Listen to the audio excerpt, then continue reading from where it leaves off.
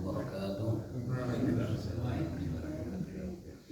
Alhamdulillah walhamdulillah summa alhamdulillah wa nusalli wa nusallim ala rasulillah wa ala alihi wa ashabihi wa man wala.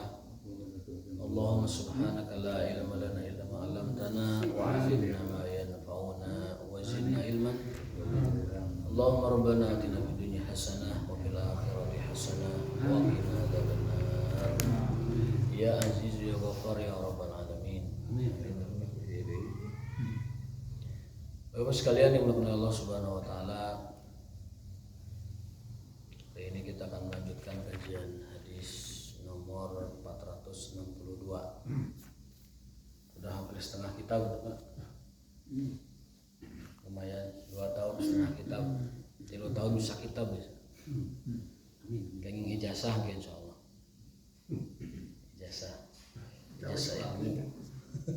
Ijazah ilmu sana si ijazah kertas ya. Bab tentang arifku. Arifku itu sikap atau sifat lemah lembut atau berkasih sayang ya. Halus, bersifat halus. Arif, makanya kalau ada orang anak namanya Rifki, itu artinya adalah kelemah lembutan. Rifki, kelembutan. Di bab sebelumnya ada bab tentang arifku bil hayawan, lemah lembut kepada binatang. Ada satu bab khusus itu yang menceritakan bahwa ada seorang wanita membiarkan kucingnya mati karena dia lalai, tidak memberi makan, tidak memberi minum ya. Tidak juga melepaskan ke alam bebas. Maka kata hadis itu uzibat finnar, dia diazab di neraka. Kebalikannya ada seorang perempuan juga, dia mendapati seekor anjing kehausan, lalu dia memberi minum, dia buka terompahnya, dia buka, dikasih minum itu anjing. Lalu di hadis itu disebutkan dia masuk surga gara-gara itu. Jadi ngasih minum anjing, yang kita tahu anjing itu najis, tapi karena anjing itu kehausan dikasih minum, orangnya masuk surga. Satu sisi ada orang punya kucing, kucingnya dibiarkan mati, nggak dikasih makan, nggak dilepas juga, dia dikurung, dia dimasukkan ke dalam neraka gara-gara kucingnya mati, tidak dikasih makan minum dan juga tidak dilepaskan. Jadi kalau kita punya hewan, jangan sampai lalai, tidak memberi makan atau minum atau lain sebagainya. Itu masalah berkenaan dengan lemah lembut kepada hewan. Di antaranya juga adalah bahwa di setiap pemberian kepada makhluk yang basah itu ada nilai sedekahnya. Fi kulli dzati kabidin ratbin sedekah. Setiap pemberian kepada makhluk yang basah yang berair itu ada sedekahnya. Makhluk yang basah itu apa? Manusia, hewan, apalagi tumbuhan, tanaman kan ada basahnya. Setiap makhluk yang berair kita beri dia, itu nilainya sedekah. Berarti nyiram tanaman sedekah, nyiram rumput sedekah, ngasih makan hewan sedekah, apalagi manusia, jelas itu. Maka di dalam hadis lain pernah kita bahas juga, orang yang keluar biaya untuk renovasi, untuk perbaikan rumah, untuk membangun rumah, dalam arti kata tambahan, kata Nabi apa? Tidak ada nilai sedekahnya sama sekali, tidak ada pahalanya sama sekali uang yang dikeluarkan untuk ngurusin bangunan. Tapi kata para ulama ada nilai pahalanya, tapi nggak langsung. Kalau ruangan itu nantinya dijadikan tempat ibadah baru ada pahalanya. Kalau tidak maka tidak. Atau dijadikan tempat yang bermanfaat, dijadikan tempat untuk ibadah, untuk kebaikan, maka dari situ pahalanya. Tapi kalau sekedar dia membangun atau menambah atau meninggi atau merenov, kata Nabi SAW, setiap yang dikeluarkan seseorang itu bernilai sedekah kecuali bangunan. Untuk kenyamanan? Iya, untuk kenyamanan tidak ada pahalanya. Kan bisa dimana kalau ibadah. Nah, kalau itu pahalanya dari situ. pahalanya dari situ, tidak langsung pahalanya gitu. Ini maksudnya bukan Nabi mencela orang yang hobi merenov rumah, bukan. Tapi hanya Nabi ingin mengingatkan bahwa orang itu tidak diberi pahala langsung karena itu. Tapi kalau itu nanti digunakan untuk yang bernilai ibadah, baru pahalanya dari situ gitu. Iya, pahalanya dari situ, bukan dari bangunannya. Mohon dipahami dengan baik. Seperti ini saya waktu itu bacakan hadisnya supaya tidak tidak disalah artikan. Innal muslima yu'jaru fi kulli syai'in yunfiquhu illa fi syai'in yaj'alu fi turab. Setiap muslim diberi pahala oleh Allah Ta'ala pada setiap sesuatu yang dia keluarkan biayanya, illa fi syai'in yaj'aluhu fi turab, kecuali sesuatu yang dibangun untuk bangunan saja. Setiap muslim diberi pahalanya oleh Allah Ta'ala pada segala sesuatu yang dia keluarkan. Ngasih makan anak istri pahalanya besar, ngasih makan orang miskin pahalanya besar, bahkan ngasih makan hewan pahalanya besar, nyiram tumbuhan pahalanya besar. Tapi untuk at-turab, untuk sesuatu yang sifatnya bangunan, itu kata Nabi SAW tidak ada pahalanya. Bahkan ketika Nabi lewat, ada sahabat sedang sibuk ngurusin rumah, kuriak lah bahasa Nabi. Apa kata Nabi SAW? Al-amru asra'u min dzalika. Kata Nabi SAW, tidakkah kau lebih mementingkan akhiratmu daripada ngurus rumahmu terus? Gitu. Itu guru begitu. Tidakkah kau mau memikirkan akhiratmu daripada kau ngurus rumah itu terus? Ulama menjelaskan itu bukan larangan mutlak, hanya saja Nabi ingin mengingatkan orang itu jangan terlalu fokus atau menghabiskan energinya untuk kuriak atau untuk memperbaiki tempat tinggalnya. Ada orang yang disibukkan hidupnya itu terus-terusan ngurus itu aja. Jadi di benaknya tuh gimana ngebagusin rumah gitu. Seumur hidupnya tuh gitu aja. Nabi SAW mengingatkan bahwa tidakkah kau berpikir untuk akhiratmu sehingga engkau lebih siap untuk sana. Nah, ulama menjelaskan itu Nabi tidak melarang dan tidak mencela, hanya beliau ingin mengingatkan sahabatnya agar dapat memahami hakikat kehidupan di dunia. Bahasa orang nama ulah ngarasa betah-betah teuing di dunia. Ulah ngabebetah teuing hirup di dunia, itu intinya, supaya kita lebih sibuk kepada akhirat. Lebih sibuk ke masjid ketimbang kita sibuk ngurusin kuriak rumah terus. Tapi ini mohon dipahami dengan bijaksana hadis ini. Jangan sampai salah kaprah. Cek ustad teu meunang kuriak, ulah. Mau rubuh atepkeun jangan. Kita wajib ngiuhan keluarga itu wajib hukumnya. Bocor antep. Menjaga keluarga itu wajib hukumnya. Merumahkan keluarga, menjaga mereka dalam rumah yang nyaman, baik beli atau kontrak, itu wajib hukumnya. Hanya saja kita jangan disibukkan dengan hal-hal seperti itu, sehingga waktu kita terus-terusan habis dengan mikirin dan ngurusin rumah yang nanti akan kita tinggalkan. Paling seawet-awetna rumah mungkin beberapa tahun setelah kita meninggal. Setelah itu kan dirubah lagi sama keturunan kita. Itu maksudnya di sana.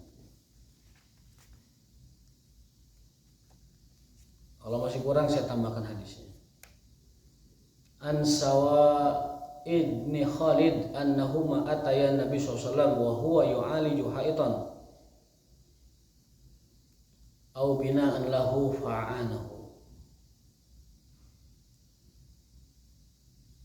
Jadi intinya mah kita tidak atau jangan sampai disibukkan dengan inna rajula la yu'jaru fi kulli syai'in illa al-bina.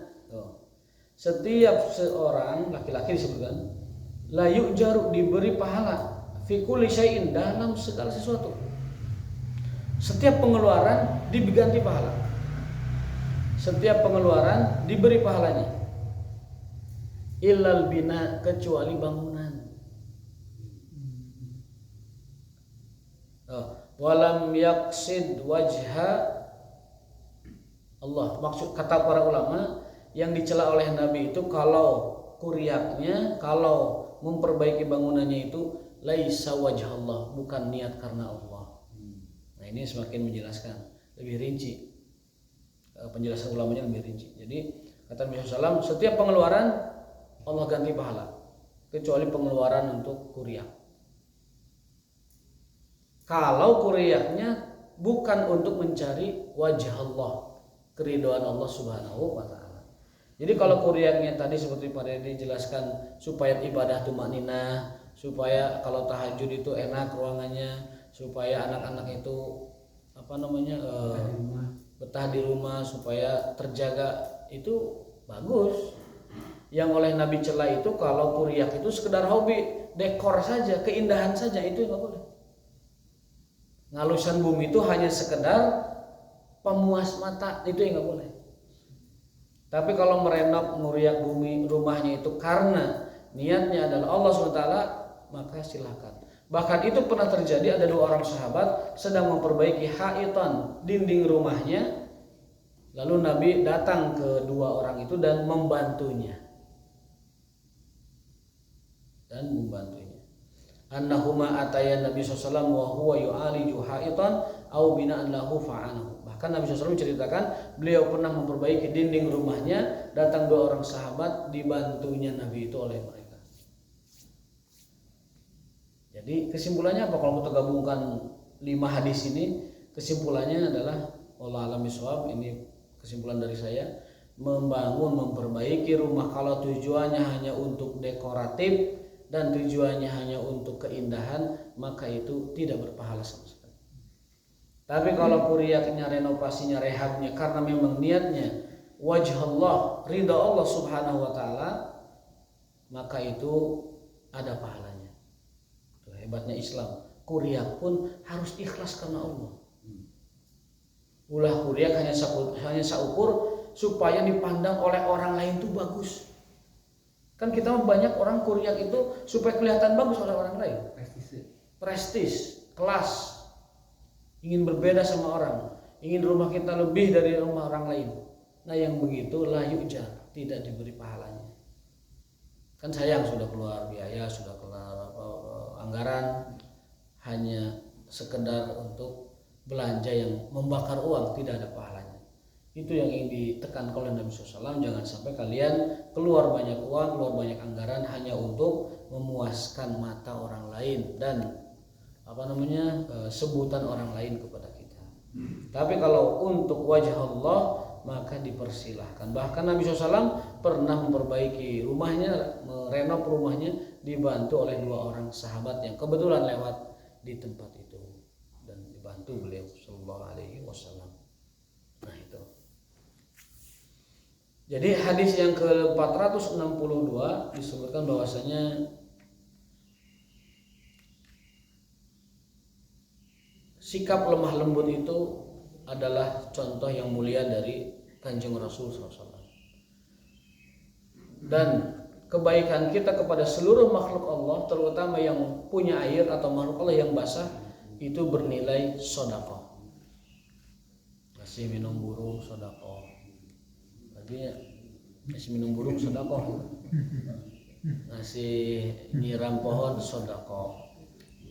Tapi nyiram itu kan ada dalam pot misalkan itu kan ada tanaman yang liarnya dicabut boleh nggak itu? Cabut boleh, karena kan mengganggu tanaman intinya. Boleh. Cabutnya sama gitu.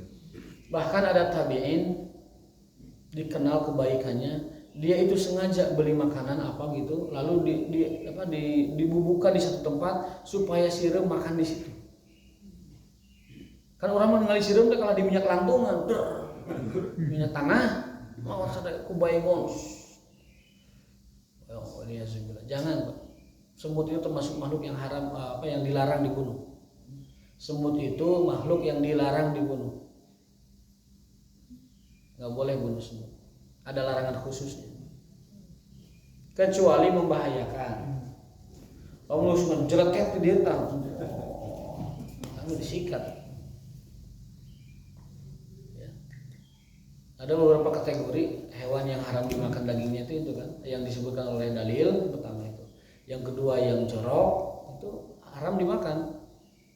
Namanya jalalah. Contoh jalalah apa? Lele yang dikasih makan di, mohon maaf, kolam yang kotoran ya. kemudian ayam yang dibiarkan ngencar di luar makan kotoran, nah itu nggak boleh dimakan kecuali dinetralkan dulu. Ada ulama mengatakan 3 hari, ada yang mengatakan 1 hari. Yang kampung tuh berarti nggak boleh tuh. Dinetralkan dulu, kasih makan yang bersih dulu 1 hari, dinetralisasi dulu. Apa hadisnya? Naha Nabi SAW an aklil jalalah. Nabi melarang umatnya makan daging yang pakannya itu kotor. Lele yang hidup di kolam kotoran, kan orang suka buang hajat di situ ya, itu tidak boleh dimakan langsung. Kan orang mah teh sesedapna cenah di dieu. Nah eta salah paham, tidak paham agama itu. Ayam yang kencarnya di tempat yang kotor itu nggak boleh dimakan. Kalau mau dimakan, kata para ulama, netralkan dulu di tempat bersih sampai hilang kesan bau dan kotornya itu. Kalau Imam Malik mengatakan 3 hari, imam yang lain cukup 1 hari saja. Jadi si lele dari cubluk tersebut, mohon maaf, simpan dulu di tempat yang bersih atau di ember atau di tong lah gitu ya, 1-3 hari, baru boleh dimakan. Dikasih makan, tapi yang bersih. Kasih makan yang bersih, daun kayak atau mungkin beras atau mungkin nasi atau apa yang bersih, bukan tempat yang kotor. Itu kategori yang kedua. Satu yang diharapkan oleh dalil, yang kedua orang hewan yang kategorinya kotor, tadi pakannya kotor. Yang ketiga adalah hewan yang diperintah untuk dibunuh, itu juga haram dimakan. 5 khamsa fawasik namanya, kalajengking, ular, gagak, kemudian cakcak dan cucunguk. Itu kan diperintahkan dibunuh. Maka hewan yang diperintahkan dibunuh otomatis dagingnya haram. Lalu kategori keempat, hewan yang haram itu hewan yang dilarang dibunuh. Itu kategori yang haram dimakan juga. Yang karena dia tidak boleh dibunuh, makanya haram dimakan. Di antaranya semut. Itu kan ada perintah tidak boleh dibunuh. Termasuk itu katak juga sama kan, tidak boleh dibunuh katak itu. Nah, hewan-hewan seperti itu tidak boleh dimakan, bukan karena daging yang haram, tetapi karena ada perintah untuk dilarang dibunuh. Otomatis kalau hewan itu dilarang dibunuh, maka otomatis dagingnya juga haram dimakan. Kan tidak mungkin ada perintah jangan bunuh hewan ini, tapi dagingnya dimakan, kan nggak mungkin. Itu kategori atau 4 kategori hewan yang diharamkan secara fikih Islam. Emang yang ada dalil haramnya. Yang kedua yang kotor, yang ketiga adalah yang dilarang dibunuh, yang keempat yang disuruh dibunuh, dan yang kelima adalah hewan yang di luar sembelihan ahli kitab dan lain sebagainya. Itu penjelasannya, itu yang terakhir atau panjang. Jadi kembali kepada hadis ini bahwasanya Islam sangat memperhatikan kebersihan dan selera ya, dari hewan yang kita makan. Adapun sikap lemah lembut kepada manusia, ada beberapa contoh di dalam hadis ini. Di antaranya adalah hadatsana Abdul Aziz bin Abdullah dan seterusnya dari Aisyah istri Nabi SAW menceritakan, dakhala rahtun minal yahud, sekelompok orang menemui Rasulullah SAW. Sekelompok orang Yahudi menemui Nabi SAW dan mengucap salam, tapi salamnya itu nggak jelas. Assalamualaikum. Sering saya jelaskan ini. Assalamualaikum tanpa huruf lam itu artinya racun atas dirimu wahai Muhammad. Maksudnya semoga engkau keracunan, hai Muhammad. Orang Yahudi mendoakan agar Nabi keracunan. Itu jahatnya Yahudi itu. Tapi seperti mengucapkan salam. Harusnya assalamualaikum, keselamatan atasmu. Ini assalamualaikum, racun atasmu. Faqalat Aisyah tuh fafahimtuha, kata Aisyah, saya paham, saya ngerti maksud orang Yahudi itu. Maksud dia adalah menghinakan Nabi SAW dan mendoakan Nabi dengan keburukan. Lalu Aisyah memarahi orang Yahudi itu dengan ucapan-ucapan yang tanda petik kasar ya. Alaikumussalam, semoga kalian keracunan, semoga kalian dilaknat, semoga kalian mendapat murka Allah SWT. Jadi keluar bahasa-bahasa sumpah serapah dari Aisyah kepada orang Yahudi. Qalat faqala Rasulullah SAW mahlan ya Aisyah. Nabi menegur Aisyah. Bahasa orang nama mahlan ya Aisyah, pelan-pelan wahai Aisyah. Innallaha yuhibbu rifqa fil amri kullihi. Sesungguhnya Allah suka perangai yang lemah lembut dalam segala hal. Betul si Yahudi itu mendoakan saya dengan keburukan. Betul orang-orang Yahudi itu mendoakan aku dengan kematian, dengan keracunan. Betul. Tetapi menjawab mereka jangan juga dengan sumpah serapah keluar semua kutukan dan laknat. Itu Aisyah dilarang oleh Nabi begitu. Oh ya, perempuan sifatnya begitu. Biasanya perempuan itu kalau dipancing satu kata, murudulnya 10 kata. Di pasihan 5, ngulang kena 20. Mah, remote TV di mana? Kan 3 kata nanti remote TV 3 kata. Ngawalnya bisa 20 kata, 30 kata. Apa tuh serius kan di kamar di remote? Oh. Makanya nyimpan barang tadi di tempatnya ulah di mana-mana terus keluar. Sampai beberapa kata, 20 kata ya gitu. Tepiran naras nama remote di mana? Ngajawab nanti nyalakan orang, padahal dulu nyimpen remote tidak pada tempatnya. Nah itu sifat wanita. Harus dimaklumi seperti itu. Kalau dia ngepeskan piring mah orang tidak peduli, tinggal beli lagi dah piring mah gampang. Murah itu piring mah. Coba kalau kita ngepeskan piring, waduh. 30 kata keluar itu. Matak ngegegero teh kudu ieu fokus. Ulah ka mana-mana pikiranna. Sing ikhlas terus ya ngebere-bere. Kepala piring. Nabi pernah mengalami itu ketika ada barang kendi ya, kendi tanahnya itu pupus, Zainab itu keluar kata-katanya segala macam lah. Kata Nabi SAW apa?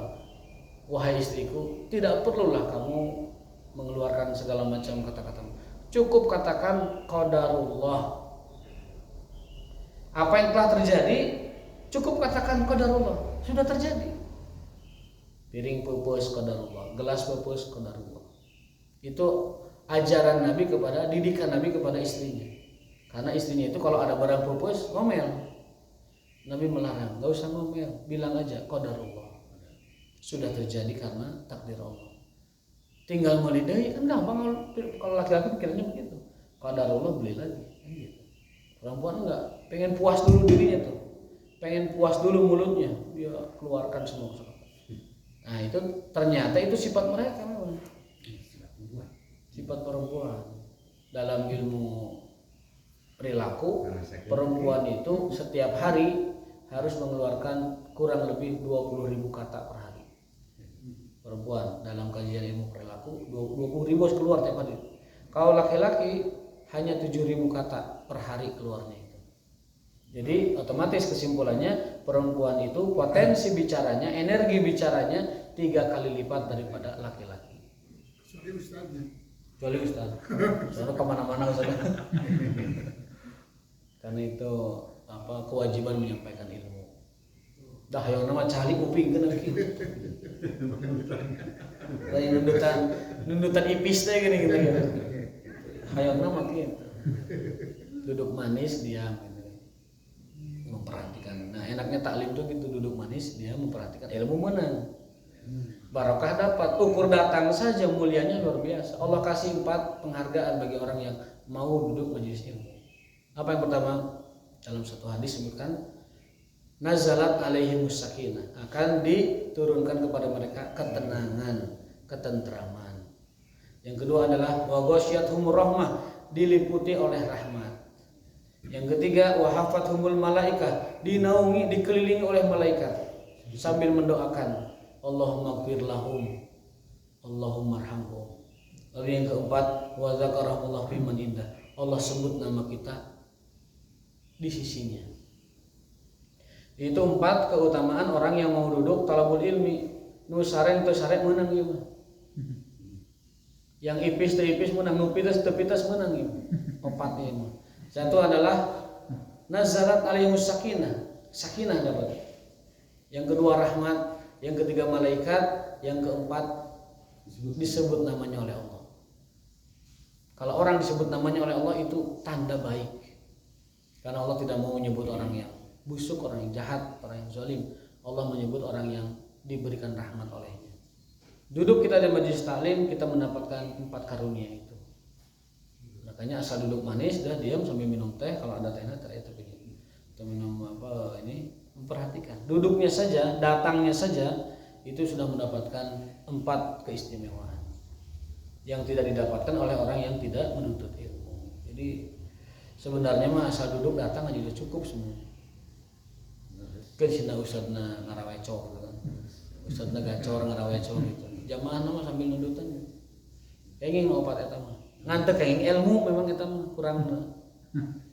Ayeuna opat tadi mah meunang, ngan hiji teu meunang ilmu teu meunang balik teh kosong teu meunang naon gitu. Gitu. Tapi kan barokah dapat, rahmat dapat. Apa tadi satu lagi sakinah dapat, disebut oleh Allah, dililingi malaikat dapat. Dalam hadis lain innal malaikata la tadau ajnihataha li talibil ilmi ridwan bima yatlub. Dalam hadis lain, malaikat itu berhimpun, berkeliling di sekitar kita, mengepakkan sayapnya karena ridho dan suka dengan talabul ilmi, dengan orang yang menuntut ilmu. Ridho di situ maksudnya adalah mendoakan kebaikan kepada kita. Baik, kata Nabi SAW, faqultu ya Rasulullah, awalam tasma' maqalu, wahai Rasulullah, tidakkah engkau dengar apa yang diucapkan oleh orang Yahudi itu kepada engkau? Qala Rasulullah SAW, Rasulullah qad qultu, saya paham. Saya tahu orang Yahudi itu menyebut saya semoga keracunan, saya tahu. Saya paham orang Yahudi itu menyebut kepada saya semoga kamu mati, saya tahu, saya paham. Tapi tidak juga membalas dengan sumpah serapah bebeakan jika gitu. Cukup saja wa alaikum. Semoga kalian yang keracunan dan mati. Jadi Nabi membalikannya cukup begitu, wa alaikum saja. Gitu. Itulah laki-laki. Satu kata tapi nonjok wa alaikum. Tapi kalau perempuan sumpah serapahnya yang banyak. Alaika laknah, alaika sam, alaika bagi kalian racun, bagi kalian laknat, bagi kalian kutukan, bagi kalian kemarahan. Banyak kata orang Yahudi itu. Jika ada orang Yahudi sieun ku Aisyah gitu. Dulu taala, wah yuk istrinya yuk keluar semua ini kosakatanya. Tapi ketika Nabi wa alaikum, nah, itulah doanya. Sehingga orang Yahudi dimusnahkan oleh Allah Taala, diusir dan dihukum di Madinah. Saat itu karena melanggar perjanjian. Doa ini diijabah. Dengan apa? Dengan orang Yahudi dihukum, para petempurnya dihukum mati. Kemudian karena melanggar perjanjian, lalu yang lainnya ditahan, ditawan, harta bendanya disita, kemudian mereka sebagainya diusir keluar Madinah. Itu adalah satu berkat doanya Nabi, dan yang kedua adalah pengkhianatan mereka kepada piagam Madinah. Piagam Madinah ya, yang mereka langgar. Berikutnya hadis 463, Nabi SAW bersabda dalam hadis riwayat Jarir bin Abdullah.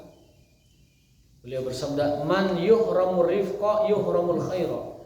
Barang siapa yang tidak diberi sifat lemah lembut oleh Allah Ta'ala, dia tidak diberi banyak kebaikan. Kesimpulannya apa? Kesimpulannya orang yang tidak punya sifat lemah lembut, dia tidak punya sifat baik. Kalau disimpulkan, orang baik itu adalah orang yang punya perilaku lemah lembut bagi yang lainnya. Ulah kasar, ulah borongongong. Jangan berkata yang tinggi, apalagi yang menyakitkan, apalagi yang menyinggung, karena itu bagian dari perilaku yang tidak lemah lembut. Ada apa orang model begini? Orangnya itu terlalu poksang gitu, sehingga orang tuh merasa tersakiti, merasa tersinggung atau terpojokan gara-gara ucapannya. Padahal lebih memilih sifat yang lembut, rifqo tadi, rifku atau rifki, itu jauh lebih baik daripada memperlakukan orang dengan sebuah sikap yang kasar, yang tidak lembut.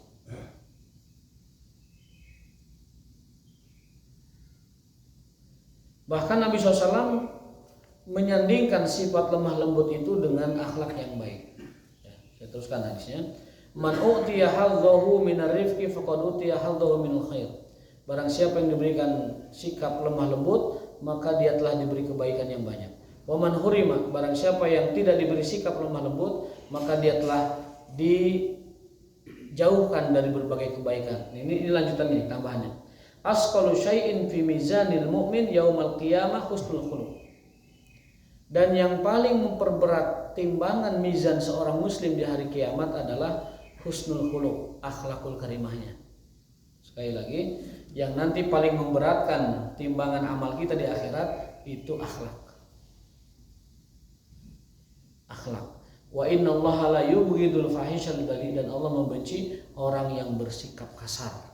Siapapun, wanita yang kasar, wanita yang judes, wanita yang jutek, laki-laki yang judes, laki-laki yang jutek, yang nyinyir, yang julid ya. Allah membenci orang-orang seperti itu. Sampaikan kepada istri-istri kita, anak-anak kita, bahkan oleh kita sendiri. Sampaikan pada diri kita, Allah membenci perilaku kasar dan judes, baik dalam perkataan maupun tindakan. Dan itu dikaitkan dengan akhlak. Akhlak itu adalah sesuatu yang paling berat timbangannya di akhirat nanti. Jadi kita itu ke akhirat tuh bawa la ilaha illallah, bawa akhlak udah cukup gitu. Pernah saya sampaikan, ada orang yang ditimbang di dalam mizan, ditimbang gitu. Kemudian dia bertanya, wahai hambaku, Allah bertanya, dia ditanya oleh Allah Ta'ala, wahai hambaku, apa kebaikan yang pernah kau lakukan? Kata dia, saya tidak punya kebaikan apapun. Jadi timbangan itu suka gejret gitu tuh. Ya, ini baik, ini buruk, udah begini. Timbangannya udah ke arah yang buruk, sudah pol, jomplang, kafatul mizan itu jomplang. Ditanya oleh Allah, hei hambaku, mana teboga kealusan pisan dalam dunia teh? Kamu tidak punya kebaikan sedikit pun di dunia? Dia bilang, saya tidak punya kebaikan sedikit pun ya Allah di dunia. Kecuali satu, saya pernah mengucapkan la ilaha illallah. Maka turunlah sebuah kartu dari langit, dari atas begitu. Turun kartu itu, ketimbangan satunya lagi larau jahat dan langsung memberatkannya. Sehingga jomplang sini tadinya jadi begini, Seimbang. jadi ke sini. Jadi berat. Itu yang kita sebut dengan hadisul bitokoh, hadis kartu, itu maksudnya. Hadis kartu. Jadi setiap orang beriman itu punya kartu, Pak. Kartu apa? Sanes kartu BPJS, sanes kartu KIP, sanes kartu adalah kartu la ilaha illallah. Itu langsung berat ke arah kanan. Maka di akhirat kita membutuhkan kartu itu. Sering-seringlah kita mengucapkan dengan penuh ketulusan, dengan penuh keyakinan akan makna la ilaha illallah. Itu setidaknya dua hal yang memberatkan timbangan mizan kita. Satu adalah zikir la ilaha illallah, yang kedua adalah akhlak, yang ketiga adalah zikir. Tapi zikir bisa dimasukkan ke zikir yang tadi la ilaha illallah. Itu yang bisa kita lakukan. Akan tetapi ada memang yang bisa memberatkan timbangan itu selain yang kita lakukan. Apa itu? Syafaat Nabi Sallallahu Alaihi Wasallam. Kata Ibnu Abbas, idza tasawat, jika sama, jika rata timbangan baik dan timbangan buruk, syafaat akan datang untuk memberatkan yang baik. Tapi kan syafaat mah sesuai dengan apa yang Rasul inginkan, siapa-siapanya kan. Tapi kalau yang tadi bisa kita usahakan, yaitu zikir la ilaha illallah dengan penuh keyakinan dan juga akhlak, itu bisa kita usahakan. Kalau syafaat itu mudah-mudahan kita berharap Rasulullah SAW berkenan memberikannya kepada kita, memohonkannya kepada kita. Amin ya rabbal alamin. Belum bel? Belum ya. 4 menit lagi. Nah, baik, hadis yang ke-465 ini mah berkenaan dengan sikap lemah lembut kepada pemimpin atau kepada orang yang punya kehormatan. Ini hadisnya jarang disampaikan orang. Ini hadis jarang disampaikan oleh siapapun. Apa hadisnya? Dari Aisyah radhiyallahu taala anha, dari Nabi SAW beliau bersabda, aqilu dzawil hayati asaratihim, maafkan kesalahan orang-orang terhormat di antara kalian. maafkan, jangan pedulikan, abaikan, jangan terlalu dipermasalahkan. Kesalahan-kesalahan kecil orang-orang terhormat di antara kalian. Kesalahan besar mah iya perlu dibahas. Kesalahan kecil nggak perlu dibahas. Orang yang punya jabatan, orang yang punya kehormatan, baik level tertinggi atau level terendah, kita disuruh Nabi untuk mengabaikan kesalahan kecil mereka. Contoh, kita punya pemimpin, minumnya berdiri, nggak usah dicela. Kalau dia pemimpin, kenapa? Karena itu kesalahan kecil. Kesalahan kecil dari pemimpin jangan dipermasalahkan. Tapi kalau kesalahan besar harus dipermasalahkan. Seperti kebijakan ekonomi kan kesalahan besar itu, kebijakan hukum, pelanggaran politik, pelanggaran lain sebagainya perlu dipermasalahkan. Tapi kalau kesalahan-kesalahan kecilnya, kata Nabi, maafkanlah, lupakanlah kesalahan kecil yang dilakukan oleh orang-orang terhormat di antara kalian. Tidak usah dimasalahkan. Urang kan kadang kesalahan kecil udah tayangan teh. Boga camat, boga bupati, boga lurah, boga RT, boga RW, terhormat kan di kalangan kita kan. Punya kesalahan kecil dibahasnya jangan. Kesalahan kecil, akilu zawil hayat. Zawil hayat itu orang yang punya posisi. Zawi yang punya hayat posisi. Akilu abaikan. Abaikan kesalahan kecil orang-orang yang terhormat di antara kalian. Ketergelincirannya itu jangan dibahas. Kesalahan dan kekeliruannya itu tidak usah dipermasalahkan. Khusus orang-orang yang punya posisi di antara kita. Tetapi kalau kesalahannya besar, serius, berhubungan dengan kebaikan dan keburukan masyarakat, nah itu baru silakan. Jadi jangan dibabad habis dipukul rata, jangan. Ya. Kesalahan kecilnya dimaafkan saja, kesalahan gedenya baru dipermasalahkan. Itu setidaknya beberapa hadis. Bagian dari sikap lemah lembut kita, bagian dari sikap baik kita kepada orang lain adalah agar orang yang punya posisi kita tidak mengusik kekurangan dosa kecilnya. Dosa kecil biarkan, karena dia punya posisi yang dihormati oleh orang-orang. Ya, kecuali kalau kesalahan besar. Wallahu ta'ala bishawab wa ma taufiquna illa billah. Pas ya, sesuai dengan waktunya. Wallahu bikum wallahu waliyut taufiq. Ucapan terima kasih. Wallahu bikum subhanakallah wa bihamdika asyhadu an la ilaha illa anta astaghfiruka wa atubu ilaik. Wassalamualaikum warahmatullahi wabarakatuh.